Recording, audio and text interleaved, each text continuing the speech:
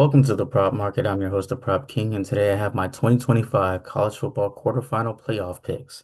Absolutely love the picks for today. We have five player props and two best bets. So a huge show for you. I want to go ahead and get started with it. I don't want to waste too much of your time. But if you do appreciate these college football picks, I've been your tour guide throughout this college football season, giving you picks every single week. Do me a favor, hit the like button, subscribe to the channel if you're not already subscribed, and then, of course, leave a comment. Let me know what your favorite pick is on this show. Another thing I want you guys to do for me is leave a tip/donation. If you're a person that's been watching this show for free all year long and been using picks all year long, go ahead and hit me off with a donation, small tip. Doesn't matter what it is, but same thing as you tip your driver, you tip anybody else who you work with, who gives you the service. Go ahead and give me a tip as well.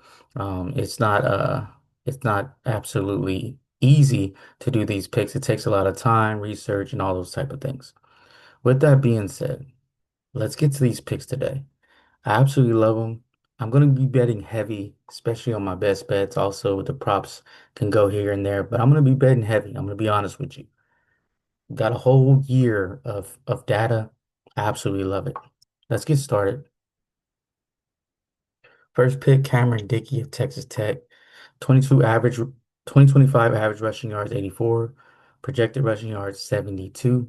He's went over this line in 77% of his games.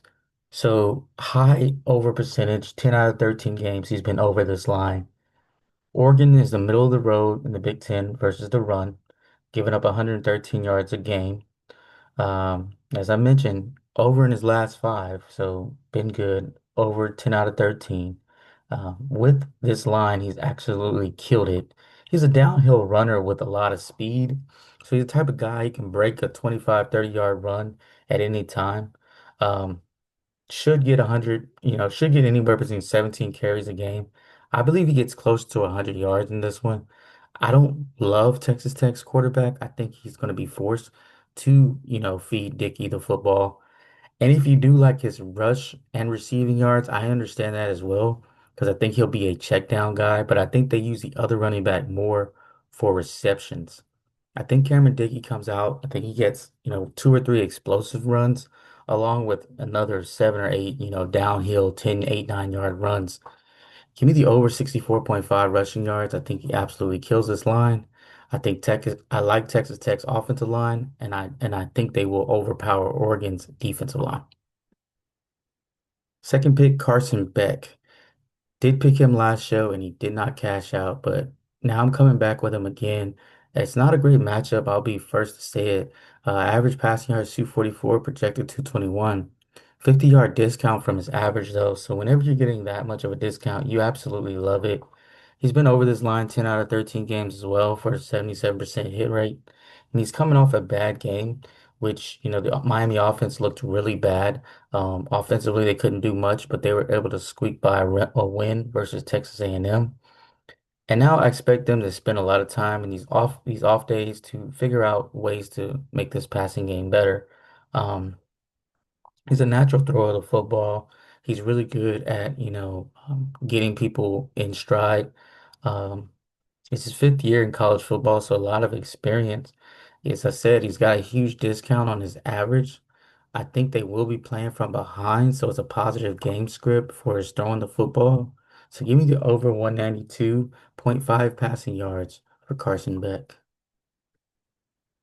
Next guy is Jeremiah Smith, and we've picked him a couple times this year, and he's cashed us out every time. Average receiving yards 90. I got him projected at 88. He's the best wide receiver in college football, in my opinion. And he's had some stats to back it up. They usually try to double him, but I don't see that Miami going to do too much of that. The Texas A&M receivers were open. They just weren't able to get the football to them.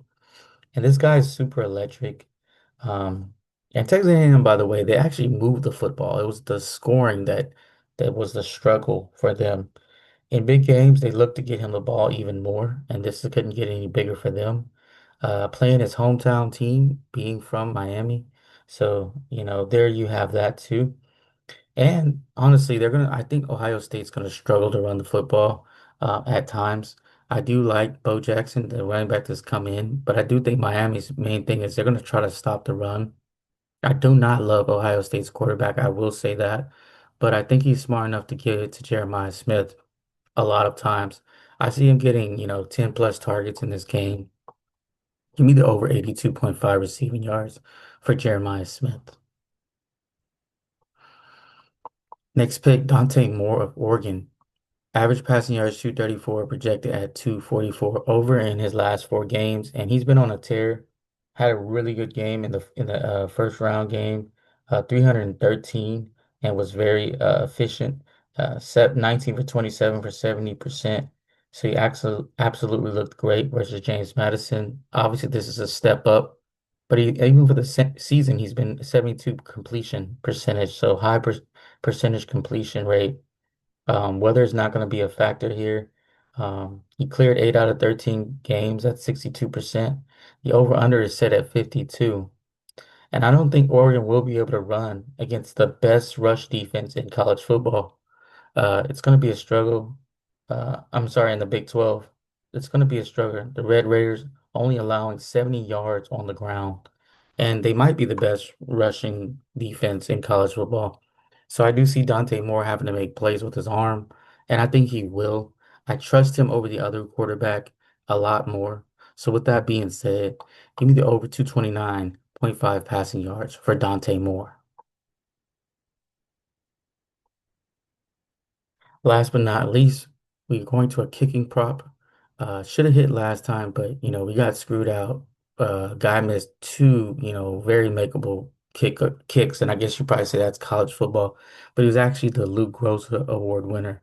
Now we're going with Peyton Woodring. I've actually seen him kick in person before, pregame kicking, and it's very, very good. He has a very accurate, lively leg. Average kicking points 9, projected kicking points 9. I mean, 7, projected 9. Had 13 kicking points versus Ole Miss in the first matchup. I do think Georgia will be able to move the football. I do know about Kirby Smart. He's the type of coach that will settle for field goals if needed. He doesn't mind playing the long game. He doesn't mind relying on the defense. This guy's made 93% of his field goals, 15 for 16. Honestly, he probably should have been the Luke Groza Award winner. Um, I think he gets over the 7.5 number they have here. That really takes two field goals and a couple extra points. I don't know how many times Ole Miss will stop Georgia, but I'm guaranteeing they're going to stop them a few times and force a field goal. And I think this guy's going to knock it in. Should be no weather issues, should be perfect conditions. So give me over 7.5 kicking points for Peyton Woodring of Georgia. Now for the recap, we got Cameron Dickey over 64.5 rushing yards. That's a 3% confidence. I got 3 confidence on him, high confidence level. We got Beck over 192 passing yards.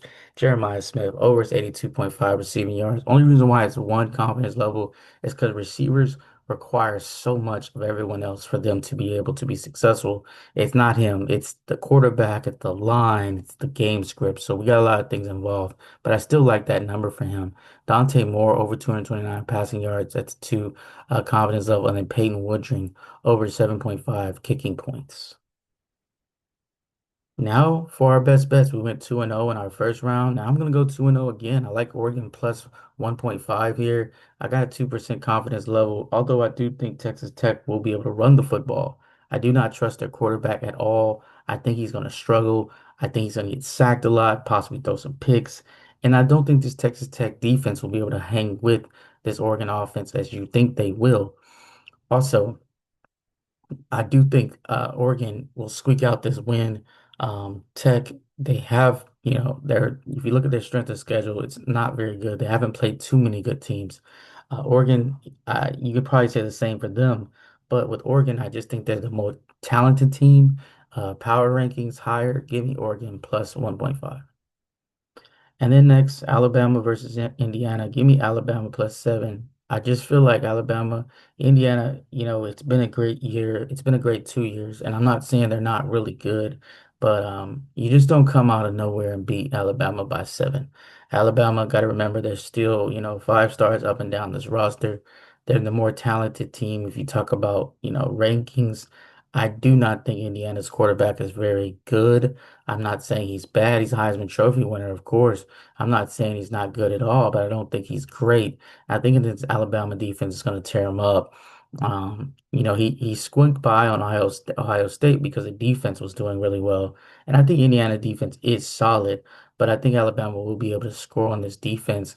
And with that being said, even if Alabama can't score on this defense, I still think the game is close because both defense will lock down the other offense. I do not like Indiana's offense at all. I like Alabama's defense a little better, and I like Alabama's offense a little better. So with that being said, I know I might be the wild card here. Give me Alabama +7.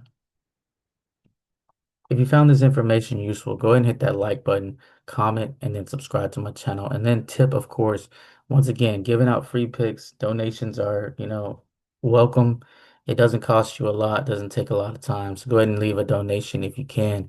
If there's a reason why you don't want to leave a donation or you don't feel comfortable leaving a donation, please leave a comment and I'll try to make a conservative effort to make it easier for you to donate/tip.